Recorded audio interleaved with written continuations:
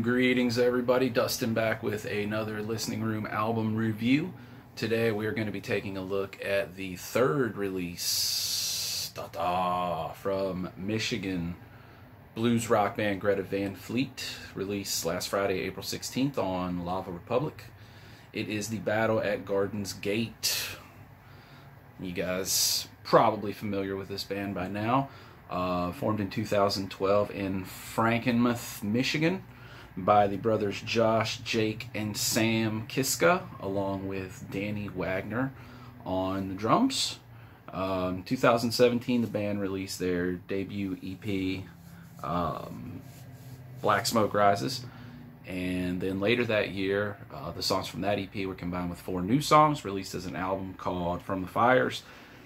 2018, they released the album Anthem for the Peaceful Army, or Anthem of the Peaceful Army, sorry. And now here we are, 2021, we get the Battle at Garden's Gate. I dug this record a lot. I listened to it several times, and I think it's great. These guys get a ton of hate, and I don't really think it's deserved.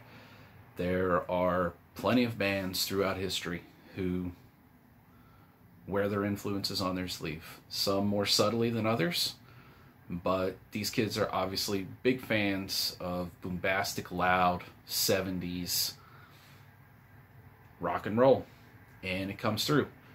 And if you're a fan of that sound, I really don't get the hate, because you're essentially getting more of a sound that you like. So is the hate really about the sound, or is it about them having success with the sound? Because I can tell you most of the hate is coming from the hard rock and metal crowd. And the hard rock and metal crowd will line up to throw heaps and heaps of praise on any band over the past 30 years that sounds like Black Sabbath, and there are plenty of those. But those bands are underground, right? These kids are having success, so we're going to hate on them. It's bullshit. It's ridiculous. Don't pay attention to it. This is a fun rock and roll record. Get into some of the tracks here. Kicks off with Heat Above. Right away, organ, nice mid-paced rocker, makes some good use of acoustic guitars, has a nice little middle instrumental section.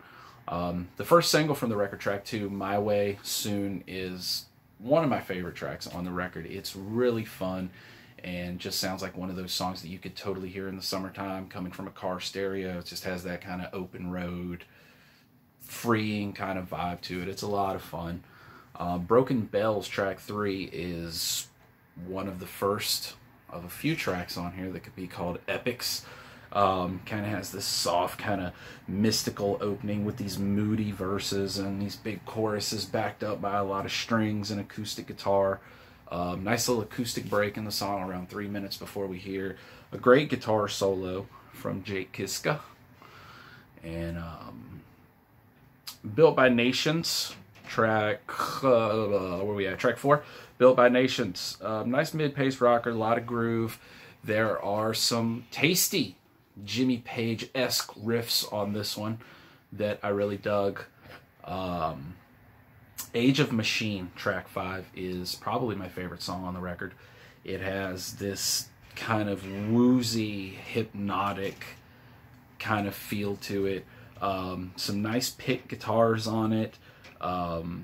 Has a huge sing-along that comes in about halfway, that comes in and out throughout the rest of the song, that I can totally see just being an epic moment for these guys live when they play it, when we get live shows back.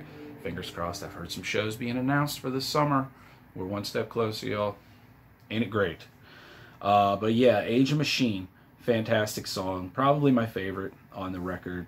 Nice jam at the end. Like I said, this one's nearly 7 minutes long, so plenty of time for them to stretch out on this one. Really dug it a lot. Stardust, Chords, and Tears of Rain, both good mid-paced rockers. Light My Love, probably, I guess, what you would consider the ballad of the album. Makes nice use of some strings and a piano, and yeah, nice ballad for the album. Then we get the tracks Caravel and The Barbarians. Both good, kind of mid-paced, catchy rockers. Super catchy vocals on Caravel, and then The Barbarians features extensive use of wah-wah pedal and strings. We go to Trip the Light Fantastic, which is a psychedelic, majestic kind of thing. It has these kind of choral chants going on throughout the song, and really good one. Then we get to the album closer, The Weight of Dreams. This thing is a 9-minute epic saga of 70s, I don't know if you want to call it prog, whatever you want to call it. It's epic. It's awesome. Great bluesy guitar solo. There's a false ending on the song, which is really cool. You think the song's about to end. The drums are taking it on its way out, and then it just comes back in all over again for like another 3 or 4 minutes with this awesome guitar solo from Jake Kiska. And yeah, man, I really dug this record. I thought it was a lot of fun. The production on it is fantastic. Everything has this big, open, cinematic kind of sound to it. Couple of the tracks on here really epic sounding. The strings, the drums sound fantastic on this record. Josh Kiska's vocals, of course, he's always in top form, sounding fantastic. And yeah, I dug it a lot. It has cool artwork too.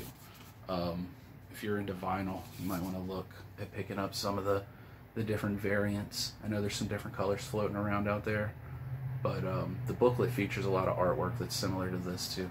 But it's really cool. Really good record. I highly recommend this one, especially if you're a fan of 70s rock and roll. I don't really see what there is to not like about this. If you guys are new to the channel, give me a thumbs up, give me a comment, hit the subscribe button, and we'll see you real soon.